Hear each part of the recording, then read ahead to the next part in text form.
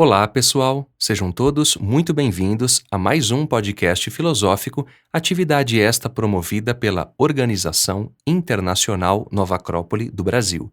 Para a nossa conversa de hoje, recebemos o professor Fabiano Faria, que é da Nova Acrópole de Uberaba, em Minas Gerais. Seja muito bem-vindo, Fabiano. Olá, Danilo. Olá a todos que nos ouvem. O título do nosso podcast de hoje vai se chamar Planeta Terra, um grande ser vivo, conhecer para se integrar. Evidentemente que não vamos esgotar esse tema, muito menos a nossa ideia é trazer aqui verdades no sentido absoluto do que isso implica, mas sim conversar, refletir e, claro, extrair ideias que sejam úteis, práticas e, de alguma forma, vivenciadas por nós em alguma medida. Esse tema ele é muito importante, Fabiano, porque todos nós falamos hoje do mundo, dos problemas da humanidade e naturalmente que todos nós, enquanto seres humanos e também outras diversas formas de vida, por que não, habitamos esse grande planeta que é a Terra. E por isso é muito importante essa concepção, esse tema e claro, a gente vai esmiuçar bastante ao longo da nossa conversa o que isso implica. Porém, para iniciar, tem uma ideia que ela é primordial na filosofia clássica, ou seja, entre Platão, Pitágoras, as escolas antigas de filosofia, sejam do Egito, do hinduísmo indiano, enfim, eles vão falar muito sobre a ideia da vida una ou da unidade. Eu gostaria que você falasse um pouco sobre essas ideias para a gente começar então essa nossa conversa de hoje. Sim, Danilo. Essa ideia, como você bem explicou, é um exercício de reflexão bastante profundo, né? Primeiramente, entender o que é essa vida, né, que pulsa por trás de todas as coisas, né? É natural no mundo como o nosso manifestado que a gente perceba as coisas separadas, porque cada coisa tem a sua forma, tem as suas características, as suas propriedades, tem uma finalidade, uma função. Podemos dar exemplos como nós, seres humanos, cada um de nós. Podemos falar dos animais, podemos falar das plantas, do reino mineral, enfim, dos astros, das estrelas, de todo o universo.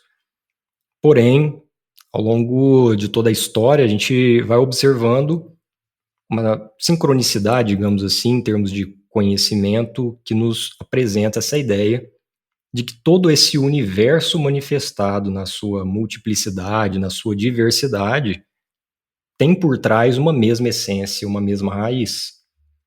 E dessa maneira, a gente vai entendendo e se aproximando desse conceito, né? Desse conceito de um impulso, de um, digamos, elemento que justifica a própria existência, que a gente pode começar a decifrar ou entender como sendo justamente esse conceito de vida, essa vida que vai se expressando de diversas maneiras, mas não para se separar, né, dessa sua multiplicidade, mas pelo contrário, para se complementar. Essa grande riqueza de diversidade, a vida se expressa de inúmeras maneiras para gerar experiências diferentes que no fim último se complemente e seja, digamos assim, sintetizadas num mesmo propósito. E daí é que surge essa ideia de uma vida una. Ou seja, apesar da diversidade, todas as coisas provêm de um mesmo ponto, de uma mesma origem, caminham para o mesmo destino. Então, dessa forma, a gente vai percebendo as coisas sendo interligadas, como outros temas que logo mais vou tratar também, pretendo citar, isso vai ficando um pouco mais claro.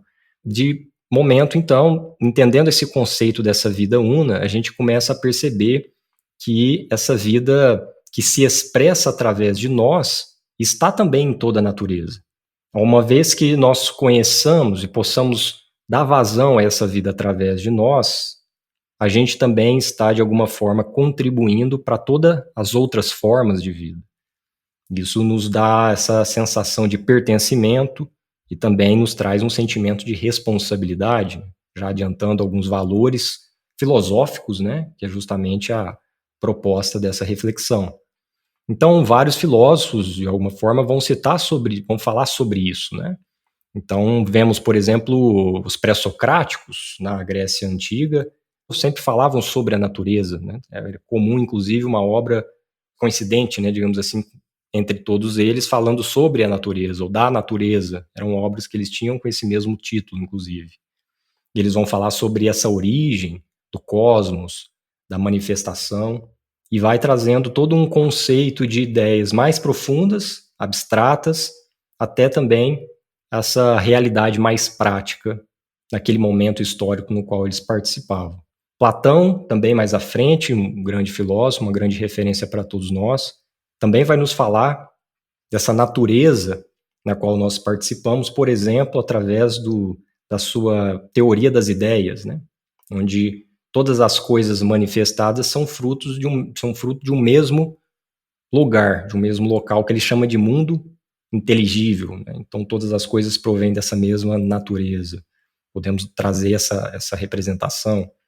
Já um filósofo mais material, vamos dizer assim, mais concreto, Aristóteles, discípulo de Platão, nos fala, por exemplo, sobre um estudo, né? Faz um estudo mais prático sobre as expressões da natureza, onde ele classifica a sua manifestação, toda a potência, todo o ato de manifestação da natureza, apresentando toda a sua classificação, que depois, inclusive, vai servir de base para toda a ciência moderna, quando nós vamos estudar a física, a biologia, a química, a matemática.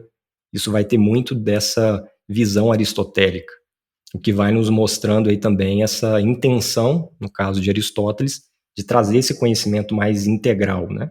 Hoje, perdemos muito desse conteúdo de síntese da filosofia, mas Aristóteles, por exemplo, guardava isso.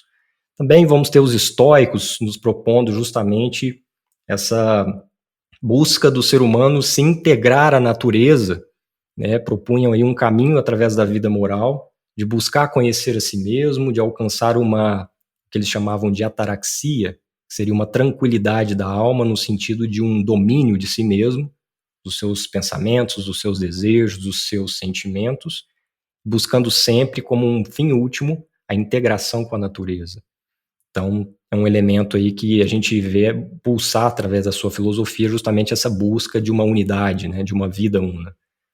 E vários outros filósofos, a gente poderia, obviamente, abordar inúmeros nas suas vertentes filosóficas ou nas suas ideias específicas, trazendo alguns exemplos, mas esses foram apenas alguns para já clarear um pouco mais do tema. Sem dúvida, Fabiano. Inclusive, falar sobre a unidade nos remete também a uma outra questão, que é a ideia do macrocosmos e do microcosmos. Quando a gente vai estudar, por exemplo, no hermetismo, tem aquela frase clássica que diz: assim como é acima, é abaixo. Ou seja, há uma interconexão e uma interrelação com as coisas. A ciência estuda isso também nos dias atuais. Há uma relação com as pequenas coisas e com as coisas imensas. As leis da vida, a qual todo ser humano, a qual tudo que está no mundo manifestado está sujeita, como por exemplo, ciclos de nascimento, desenvolvimento, envelhecimento e morte, as leis dos ciclos da própria natureza, que são representadas através das leis dos ciclos, de estações. Enfim, tudo está sujeito a essas leis do universo, da própria vida, da própria essência, né, divina, digamos assim. E nós não escapamos a essa lei. E essa compreensão do microcosmos e do macrocosmos nos dá uma outra dimensão da nossa responsabilidade enquanto seres humanos.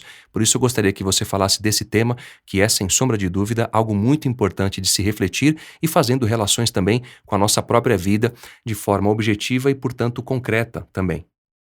Sim, Danilo, é interessante esse processo de expressão das leis da natureza, né, entendidas aí justamente como você bem trouxe, como algo que vem, algo que é natural, que representa justamente esses princípios que vão ordenando essa vida una, né, como falávamos anteriormente, na sua manifestação. As leis servem para gerar um esquema formal, para gerar uma organização prática, para que toda a mecânica da natureza exista de uma forma equilibrada, para que ela tenha um propósito, no caso evolutivo, como sabemos que é um grande propósito aí, talvez o principal, talvez o único propósito de toda manifestação.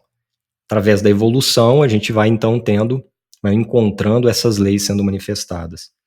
Um dos princípios herméticos, né, nos fala justamente sobre essa ideia de que a natureza ela se expressa através de padrões, né, ela tem um esquema específico, inclusive muito inteligente, onde ela dá continuidade à sua expressão, tanto no aspecto do macrocosmos, que a gente vai entender como essa grande, macro, né, de grande, cosmos, podemos entender como realidade, dessa grande realidade como universo, para dar um exemplo, né, o universo, ou entendido também como nosso sistema solar, desde uma dimensão tão grandiosa até uma dimensão micro, pequena, como o microcosmos, por exemplo, sendo nós mesmos, né, o nosso próprio corpo físico, ou uma simples bactéria, um simples micro-organismo, tudo segue um mesmo padrão, tudo segue as mesmas leis.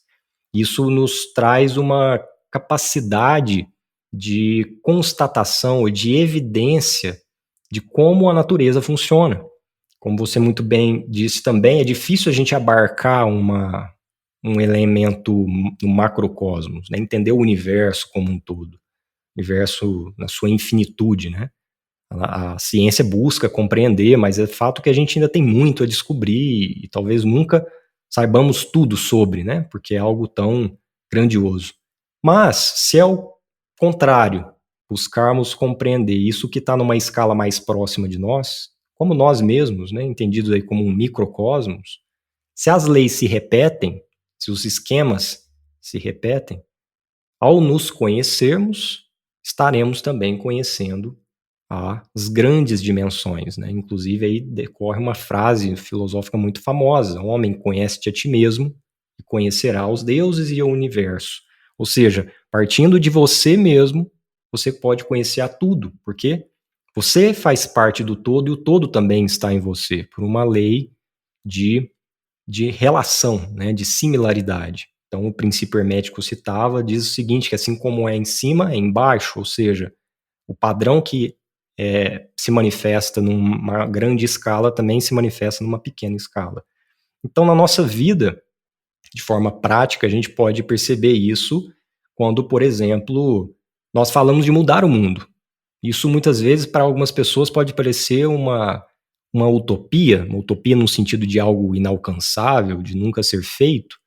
A gente fala de mudar o mundo, temos aí no mundo quase 8 bilhões de seres humanos, é impossível conhecer, obviamente, uma vida, por mais que a gente viva 100, 150 anos, não conseguiríamos conhecer todos os seres humanos e muito menos se relacionar com todos. Mas não falamos dessa mudança do mundo como se literalmente fôssemos atingir a todos. Mas é fato que, na nossa realidade, na nossa pequena realidade, no nosso microcosmos, no dia a dia, na nossa comunidade, na nossa cidade onde vivemos, com as pessoas com as quais nos relacionamos, se nós geramos alguma transformação na nossa própria vida, através do exemplo, a filosofia nos ensina que a gente consegue influenciar, no bom sentido, né? Inspirar as outras pessoas. E é fato que a gente inspira tanto com bons exemplos ou com os maus exemplos. Então, se a gente buscar cultivar esses bons exemplos através dos valores filosóficos, a gente pode influenciar muitas pessoas à nossa volta, que seja 10, 20, 30 pessoas. Agora pense isso numa sequência, né? Numa sequência natural de influências, de bons exemplos. Então, cada um criando um novo círculo, né, melhor dizendo, de 20, 30 pessoas, quando a gente percebe, isso atinge o mundo todo, né? Ou seja, a gente cria desde o microcosmos uma relação com o macrocosmos. Até citando também um filósofo muito significativo para nós, Confúcio, né, um filósofo chinês, nos fala sobre esse princípio, né, que um bom indivíduo forma uma boa família forma uma boa nação, uma boa nação forma aí um bom mundo, né? Ele cria uma relação desde o micro até o macro. Então a gente percebe que por estarmos todos interligados, por todo esse padrão da natureza que se repete, quando a gente atua sobre nós mesmos, a gente também, consequentemente, acaba atuando sobre o mundo. Então a gente percebe, como você disse, também essa responsabilidade que a gente tem nas mãos, esse verdadeiro poder, num bom sentido, de conseguir conquistar as coisas, e também não só para nós, mas também conquistar para o mundo, né? Exatamente, daí essa ideia de integração entre as coisas, não é? E dando sequência, eu gostaria que você falasse então sobre a ideia do macrobios a partir do que foi falado, por exemplo, anteriormente nas suas explanações, e segundo a filosofia compreende também essa ideia, até para nos ajudar a compreender de forma mais profunda esse tema. Então, Danilo, já entrando mais especificamente nesse tema também do planeta Terra, né, que é a nossa proposta, esse conceito, essa ideia de macrobios se torna, digamos, mais visível quando a gente relaciona isso com a ideia inicialmente do que é mais comum, né, essa expressão micróbio, né, micróbio vem de microbios, que é uma pequena vida, né, e esse termo ficou genericamente associado a um pequeno micro-organismo. Mas usando a mesma reflexão anterior que falava sobre o macrocosmos e o microcosmos, o macrobios cria-se essa mesma relação. Agora já entrando mais nesse conceito da vida, né? Macrobios, ou seja, uma grande vida.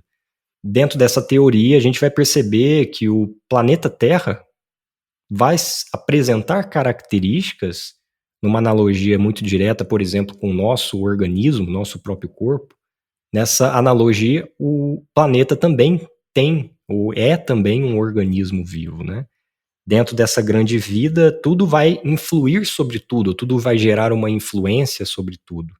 A gente vai ver elementos aí que vão estar sendo relacionados e que vão, por exemplo, influenciar as mudanças climáticas, as mudanças de migração, por exemplo, de animais que vão recebendo influências de acordo a cada movimento de massa ou cada movimento das marés, das temperaturas, das pressões, etc. A gente vai percebendo como a vida vai se relacionando, né?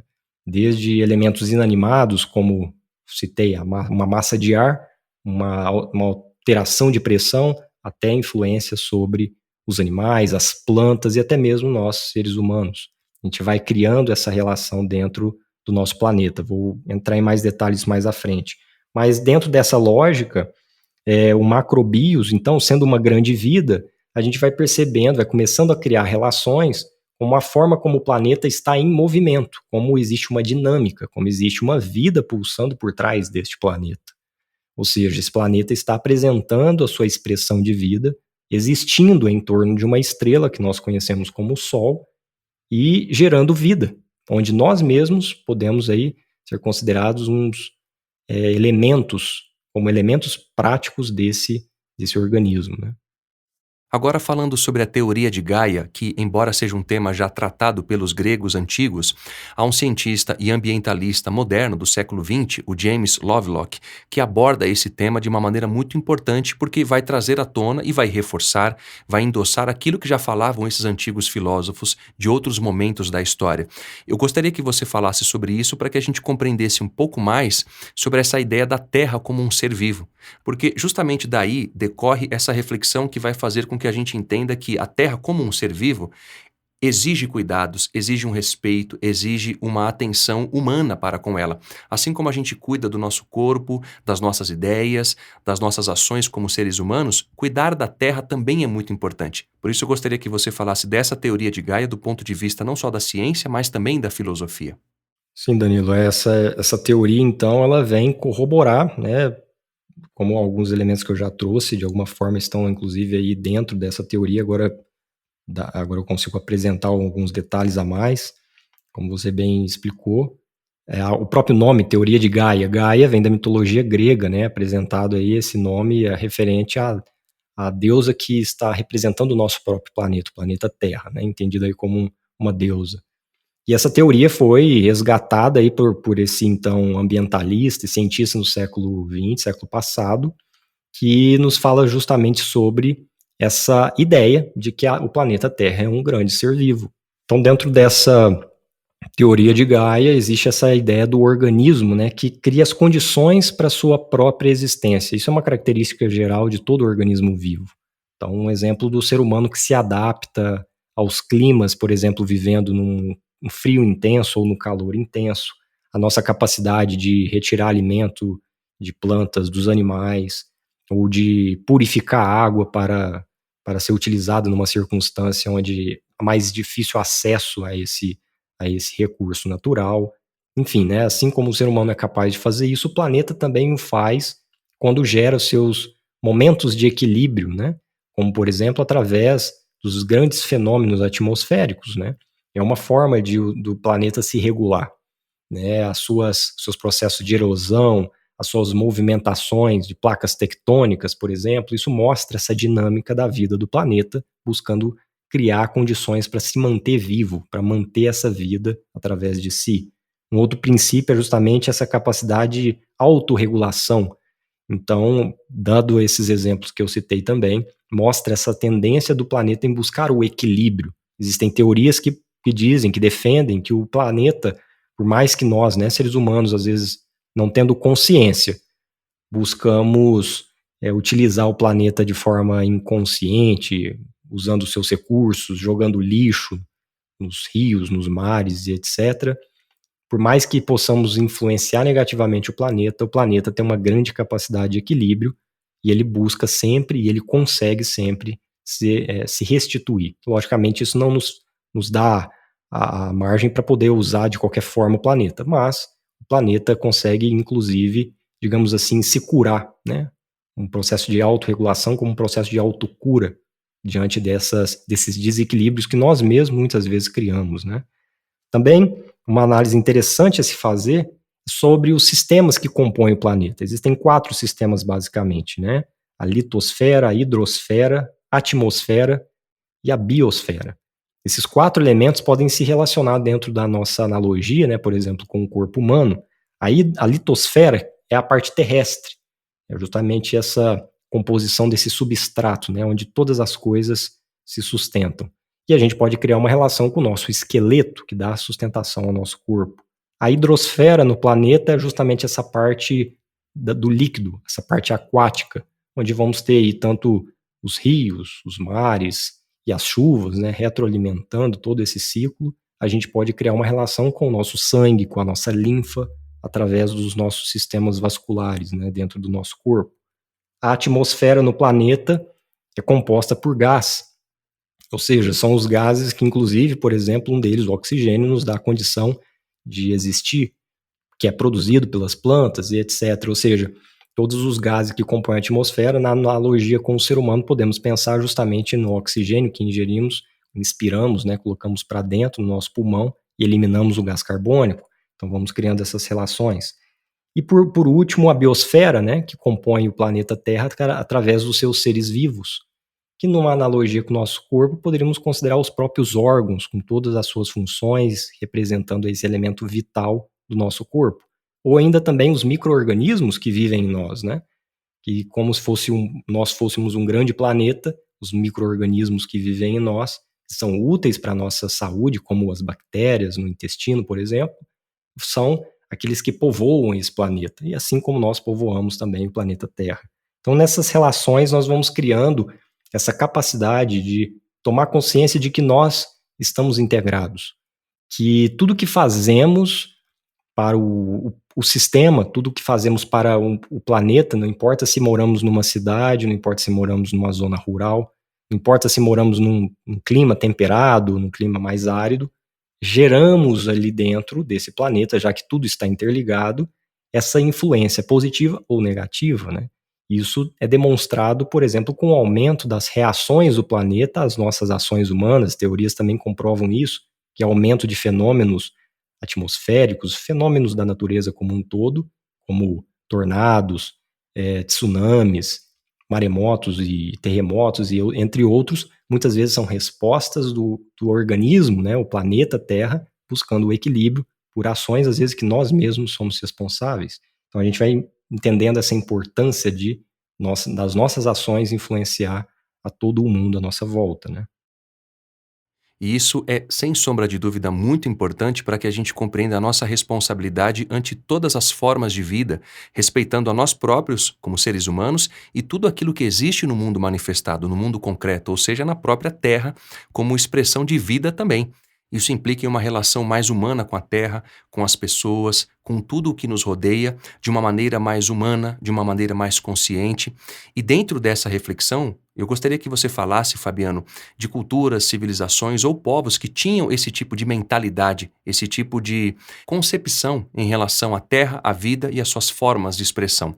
Porque hoje, de um modo geral, salvo raríssimas exceções, a nossa relação é de troca, é de escambo e muito de interesse, não é? E de um interesse egoísta, porque a gente extrai da terra tudo aquilo que é bem material para a gente, os nossos consumos, tudo aquilo que é benéfico e não devolve essas coisas de um modo geral. Então isso implica uma relação estritamente egoísta de um modo geral. E existiram outros povos que agiram de maneira bem diferente da nossa em relação à terra. Eu gostaria que você falasse um pouco sobre isso. Então, Danilo, realmente a gente percebe essa diferença, né? E muitas vezes a gente pontua, como sempre costumamos dizer, inclusive, que a nossa crise é uma crise de valores, né? Se o ser humano entende isso, o ser humano busca esses valores que nascem da sua natureza, da sua natureza humana, né? Ele se integra a si mesmo, reconhece essa natureza em si mesmo e pratica, né? Busca viver segundo esses valores. Esses valores são as nossas virtudes, enfim, nossas qualidades. E esses elementos nos traz justamente essa consciência. Quando a gente olha para o mundo de hoje, a gente percebe muitas vezes essa crise de valores que nos distancia, primeiramente de nós, e depois da natureza à nossa volta, gerando essa artificialidade, como você trouxe. Diferente de muitas culturas no passado que podemos nos inspirar, tanto civilizações mais antigas, como, por exemplo, culturas também mais recentes, não tão distantes de nós, como o século XIX. Trago aqui hoje um exemplo, inclusive, a respeito de um índio, conhecido como índio Seattle, de uma cultura específica que nos Estados Unidos, né, no final do século XIX, responde ao presidente naquela época que tinha a intenção de comprar as terras indígenas, simplesmente para ampliar território, com certeza para construir cidades, enfim, aumentar essa produção, né, como a gente sabe que é o propósito desenfreado de todo o sistema como a gente vive hoje. Na época isso já estava bastante evidente e florescendo. O índio, esse índio específico, esse chefe, ele responde, né? Então, um pequeno texto diz o seguinte: como é que se pode comprar ou vender o céu, o calor da terra? Essa ideia parece-nos estranha. Se não possuímos o frescor do ar e o brilho da água, como é possível comprá-los? Cada pedaço dessa terra é sagrado para meu povo. Cada ramo brilhante de um pinheiro, cada punhado de areia das praias, a penumbra na floresta densa, cada clareira e inseto a zumbir são sagrados na memória e experiência de meu povo. A selva que percorre o corpo das árvores carrega consigo as lembranças do homem vermelho. Os mortos do homem branco esquecem sua terra de origem quando vão caminhar entre as estrelas. Nossos mortos jamais esquecem essa bela terra, pois ela é a mãe do homem vermelho. Somos parte da terra e ela faz parte de nós. As flores perfumadas são nossas irmãs. O cervo, o cavalo, a grande águia são nossos irmãos. Os picos rochosos, os sulcos úmidos das campinas, o calor do corpo do potro e o homem, todos pertencem à mesma família. Então, apresentando essa ideia de que nós estamos no meio de tudo isso, nós fazemos parte, somos mais um elemento. Não estamos aqui para ser servidos, né? Não estamos aqui para usar, usufruir a qualquer preço. Mas, pelo contrário, temos até mais responsabilidade, uma vez que somos seres conscientes. Mas junto com os animais, com as plantas, com as pedras, inclusive, tudo isso faz parte de um mesmo grupo, de um mesmo conjunto, de uma mesma unidade. Então ele apresenta isso, essa relação muito natural, né? Muito própria e muito próxima aí da natureza. Vemos isso em inúmeras civilizações, quando inclusive, por exemplo, se inspiram na natureza para usar os seus símbolos. Várias culturas utilizam da força dos animais para representar a própria evolução do ser humano, né? Quando se fala justamente dessa evolução de valores morais, o ser humano vai sendo representado por um animal, né? Um animal vai dando nome a um nível, digamos, de consciência que o ser humano possa alcançar em algumas culturas que promovem essa evolução de consciência, né? Várias outras culturas utilizam dos animais também para representá-los como os deuses, né? Como os egípcios faziam, usando da força do animal, né? A representação desse animal pelas suas qualidades, reconhecendo os valores desses animais e buscando nesse símbolo grandes ideias a seguir, a viver, né, na prática. Enfim, várias outras ideias a gente poderia explorar, né, ao longo desse estudo histórico, né? Mas o grande fato é que, então, essa relação com a natureza nós devemos reconquistar, né? Nós temos exemplos para isso. Exemplos, às vezes, mais próximos de nós, inclusive. Mas se a gente utiliza da filosofia, a gente vai tomando consciência dessa necessidade cada vez maior de nos integrarmos, né? Porque todo esse processo de integração passa primeiro pela integração de nós mesmos, nós com nós mesmos. E aí sim esse processo fora também vai se tornando cada vez mais natural, né? Agora, encerrando a nossa conversa de hoje, eu gostaria que você fizesse as suas considerações finais do ponto de vista da filosofia, da importância de uma consciência bastante ativa, bastante presente, bastante constante em relação a esse tema que é o planeta Terra, ou seja, esse grande ser vivo, essa grande mãe que nos recebe com tanta generosidade e que a gente precisa, de maneira bastante generosa também, devolver isso, não só para a Terra, mas para as expressões de vida, para as pessoas com quem a gente convive, para nós próprios como seres humanos. Por isso eu gostaria que você, nas suas considerações finais, falasse desse processo filosófico de consciência em relação à vida, à Terra, a nós próprios como seres humanos, para que a gente levasse, em algum grau, algo dessa nossa conversa, dessas nossas reflexões para as nossas vidas de maneira mais presente, de maneira mais constante. Então, dentro dessa proposta, a filosofia sempre busca justamente essa consciência, né? Esse é um elemento chave que a gente trabalha em inúmeros elementos, em inúmeros ensinamentos. A importância de estar conscientes diante de tudo que se faz, né?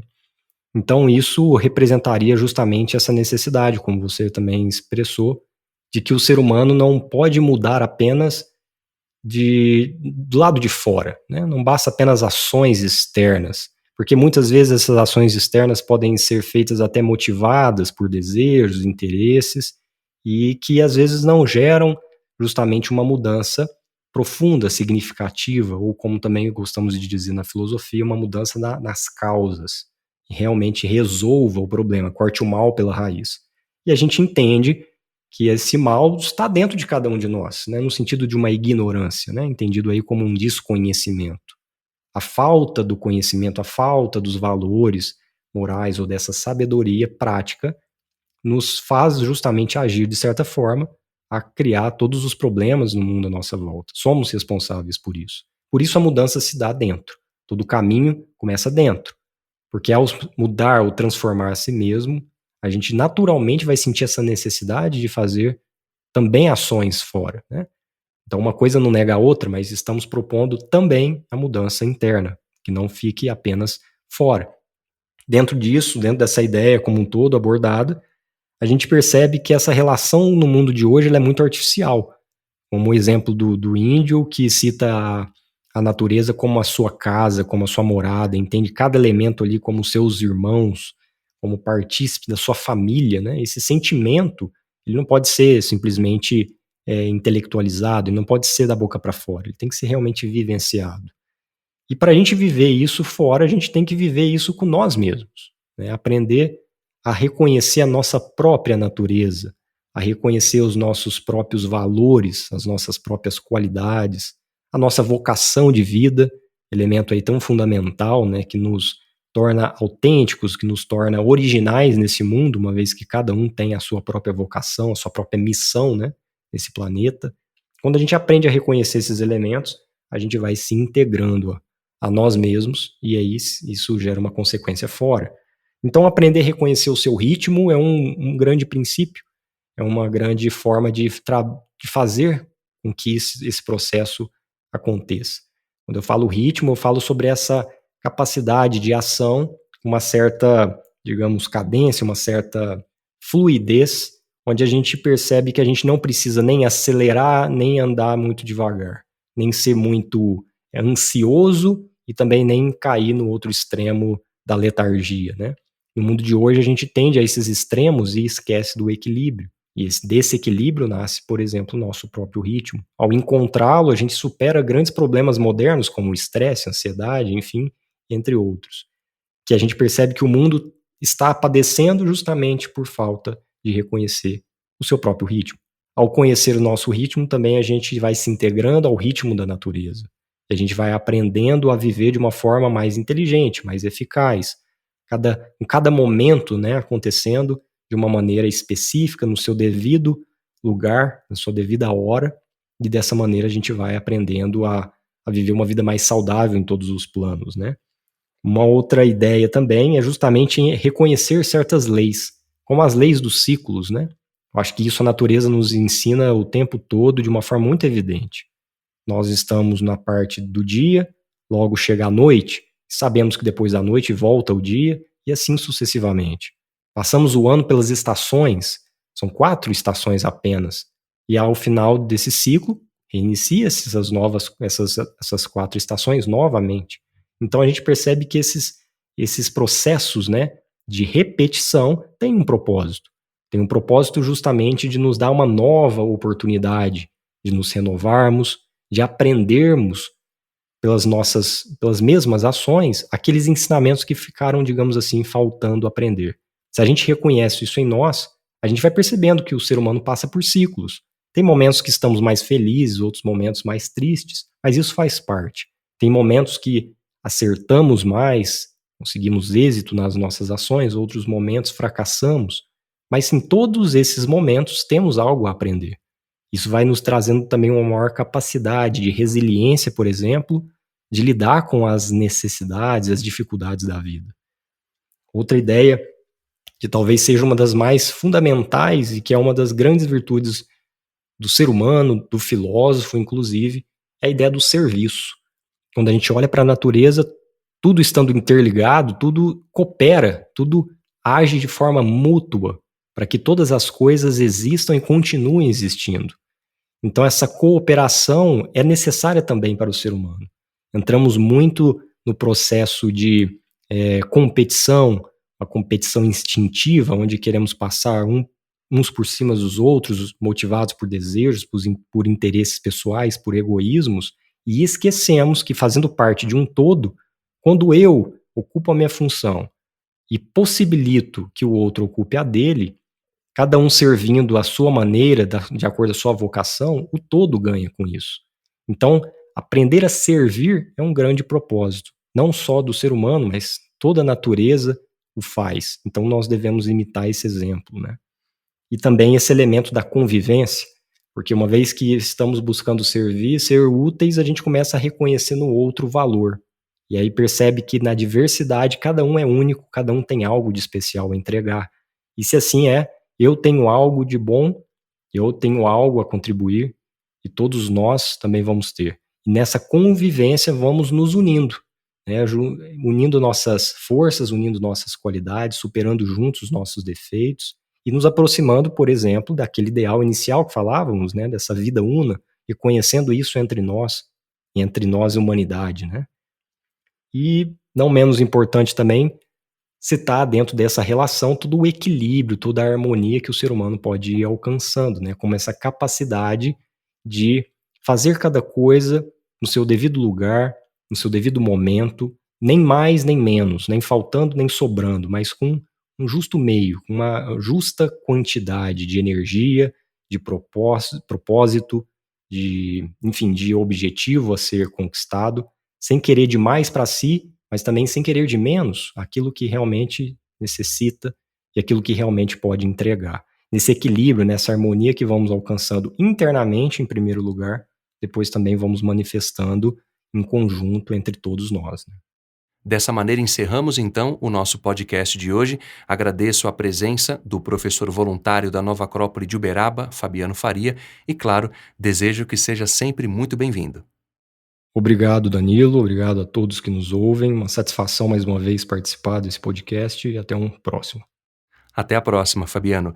Para aqueles que queiram nos contatar, podem fazê-lo através do nosso site nova-acropole.org.br/podcast.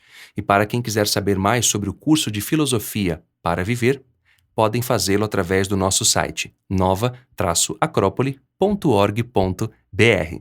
Até a próxima!